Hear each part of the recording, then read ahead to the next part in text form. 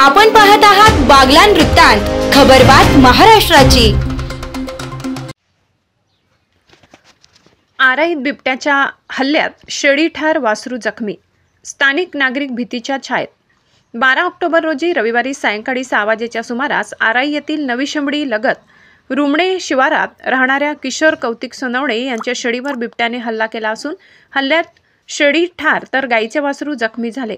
ही घटना सायंकाळी 6 वाजेच्या दरम्यान घडली। किशोर कौतिक सोनवणे व कुटुंबीय सायंकाळच्या वेळेस जनावरांना चाऱ्याची वैरण देत होते, त्यावेळेसच बिबट्याने हल्ला केला। हल्ला इतका तीव्र होता की हल्ल्यात शेळी जागेवरच ठार झाली। सोनवणे कुटुंबियांनी आरडाओरड केल्यानंतर बिबट्याने शेळीला सोडून गाईच्या वासरावर हल्ला केला व तिथून या बिबट्याने शेतातील मका पिकामधून पोबारा केला।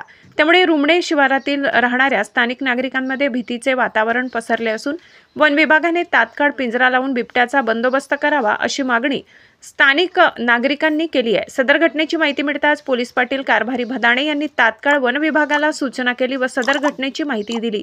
सदर मृत शेळीचा वन विभागाने पंचनामा करून नुकसान भरपाई द्यावी अशी सोनवणे कुटुंबियांनी मागणी केली। वन विभागाने तात्काळ पिंजरा लावून बिबट्याचा बंदोबस्त करावा, कारण रुमणे शिवारात मका पीक मोठे असून बिबट्याला लपून बसायला भरपूर ठिकाणी जागा असल्यामुळे पुन्हा स्थानिक नागरिकांवर व पशुधनावर हल्ला होऊ शकतो।